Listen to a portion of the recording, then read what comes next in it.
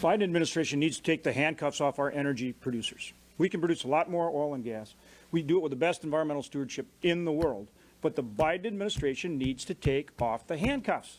This is supply and demand.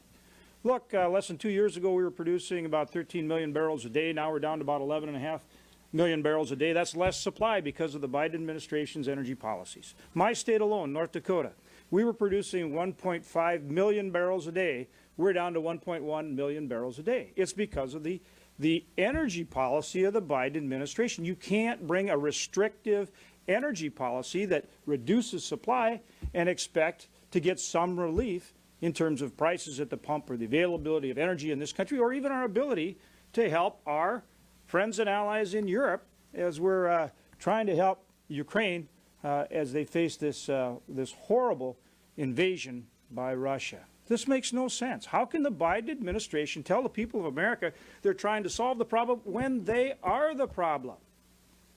The Biden administration's energy policy is the problem. Take the handcuffs off our energy producers. Nobody does it better in terms of producing energy, in terms of producing oil and gas, than the American companies that are doing it. And I'll just run through the examples. You know what they are, but it starts with a moratorium on leasing on federal lands, both onshore and off.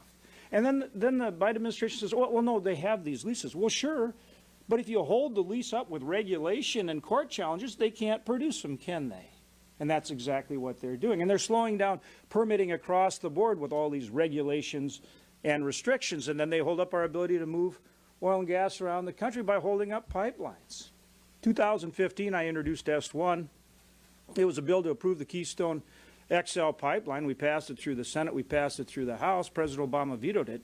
If he had not vetoed it, today that would be bringing almost 1 million barrels a day from our closest friend and ally, Canada.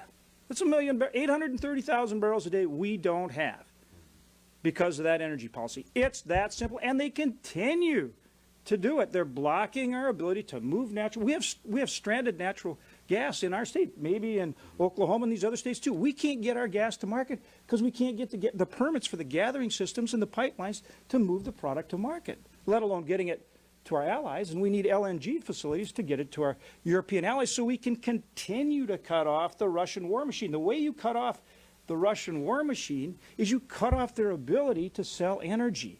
And when they can't sell energy to Europe because we're providing it, then the Russian military has no funds. And when we cut off their funds, we shut down their economy.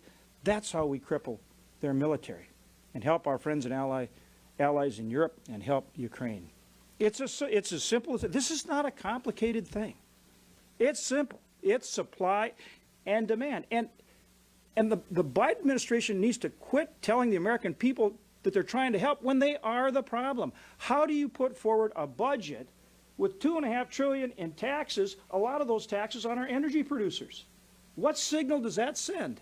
Does that tell the energy producers to go out there and invest and produce more energy? When you say we're going to tax the living heck out of you if you do? They need to change their energy policy. And until the Biden administration changes their energy policy, don't tell Americans that you're trying to help when your policy is the problem.